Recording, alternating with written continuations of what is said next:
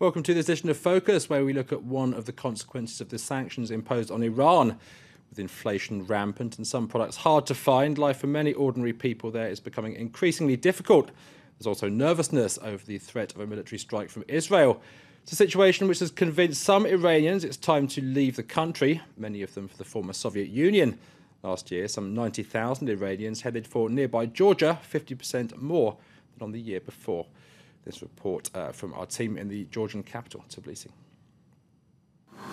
The food Hamid is making may be typically Iranian, but his restaurant is in Georgia. This is one of the many new eateries in Tbilisi where expat Iranians can get a taste of back home. Hamid left Iran last year. Sanctions there, he says, are making it impossible to do business. We are free here. We don't get pressure from the police. And my wife isn't forced to wear the Islamic headscarf. These are the freedoms we have here. But Reza, a Christian preacher from Iran, got more than just pressure from the Iranian authorities. He was jailed for distributing religious literature and spent 40 days in solitary confinement where, he says, he was tortured and beaten by guards, and one of his legs was broken. He fled to Georgia from Iran a year and a half ago after being released on bail and knows that if he ever goes back, he'll be sent straight to prison. The members of his congregation who do regularly go back to Iran to visit relatives don't want their identities revealed because they're nervous of the Iranian authorities. There is fear, in your everyday life, anytime you can be arrested by intelligence service as a Christian for worshipping, for worshipping God, they can arrest you easily. For example, even at your flat, you're gathering with 5 people. Connections between Georgia and nearby Iran go back centuries. Manana sells Iranian carpets here in a house which was once a stables for camels carrying goods from Iran. She says Iranians feel at home in Georgia today, not only because they don't need a visa to come here, but also because of historical links between the two cultures, influences which can still be seen in Georgian culture and architecture today. This is a transit route, and there used to be a Silk Road that went through Georgia. Carpets came from Iran to Georgia and then on to Europe. But that history also has a dark side. Iran, or Persia as it was then, was once the imperial power which occupied Georgia. So still today, Iran has negative connotations for some Georgians. It depends where people are from. I don't want Iranians and Indians to come here. It's better if Europeans come. I prefer European culture and civilization. But these Iranians say they've been welcomed here. For some of them, pro-Western Georgia is a stepping stone to Europe or the United States, while others say being near enough to Iran to visit relatives makes Georgia itself an ideal home. For more on this, we can talk to our regional correspondent, Marcus Meyer. Thanks very much for joining us, Marcus. Tell us a little bit more about why Iranians are choosing to leave the country. Well, economic sanctions imposed by the US and the EU are really hitting the country hard. And so it's getting increasingly difficult to buy certain products, such as medicine from the West. And Iranians I've talked to in Tbilisi say that shelves in some shops in Iran are starting to look pretty empty and products are getting very expensive. And because of the economic problems, inflation is rampant, so people's savings are evaporating. So many of the Iranians who immigrate to Georgia are actually looking to invest their money in, say, property or businesses before their savings become completely worthless. But also, many Iranians say that there is a growing fear of a war over Iran's nuclear program. So by leaving, they're really trying to escape a potential conflict. And why are they opting for Georgia in particular, do you think?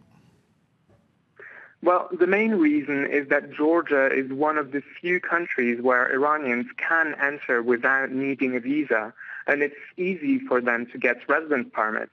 Also, it's nearby, so it's just about an hour's flight from Tehran, so it means that it's quick and cheap for Iranians living in Georgia to keep in touch with friends and family who have stayed behind.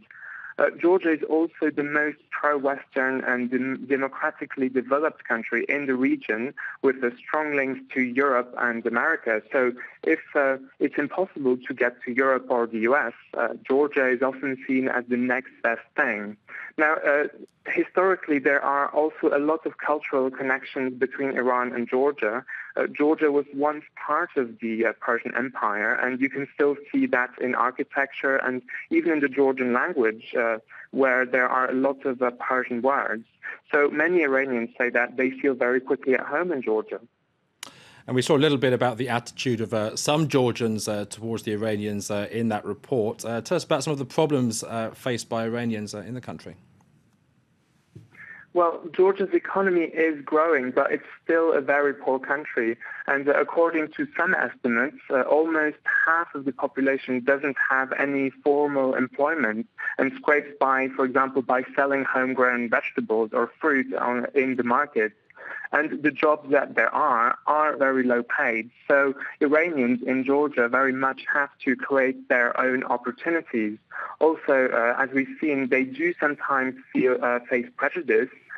Georgia is quite a traditional society, not used to large-scale immigration, and older Georgians tend to welcome migrants from Europe or the States.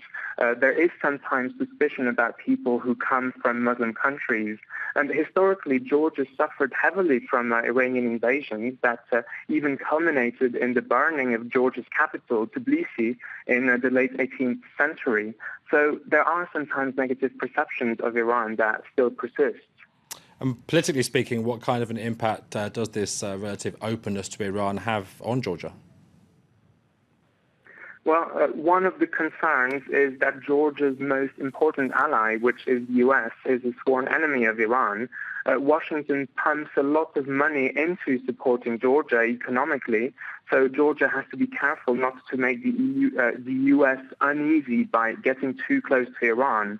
One danger is that being too open to Iran could make Georgia appear suspicious in the eyes of Washington, for example, by becoming a transit route for goods and people from Iran. But on the other side, there is also danger that if there were to be a conflict between Iran and the U.S., as America's closest ally in the region, Georgia could become an easy target for an Iranian strike, for example. So for Georgia, it's really a delicate balancing act to have friendly relations with Iran on one side, which is so nearby, and at the same time stay close to the U.S.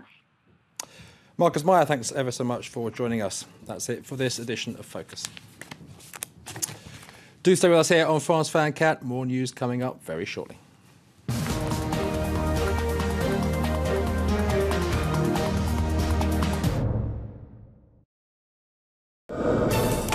Watch all of France 24 on France24.com. It now features more content and is quicker and easier to use. 24 hours a day, wherever you are, visit our website and catch up on all the latest news. Watch the channel in high definition. Pause live TV and watch programs from the past 24 hours at the click of a button. Find our reports, programs and web documentaries in seconds. All of France 24 in French, English and Arabic on France24.com.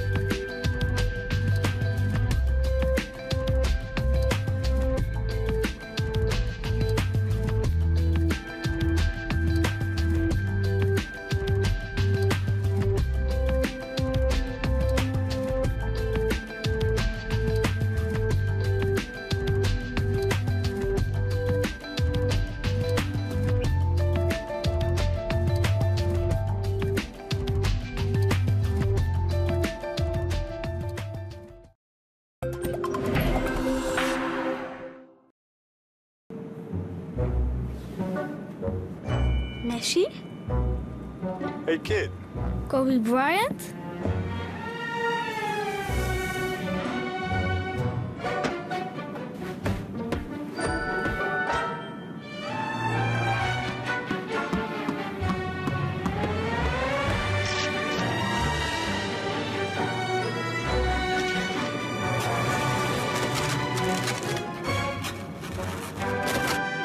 Would you like to have some ice cream, young man?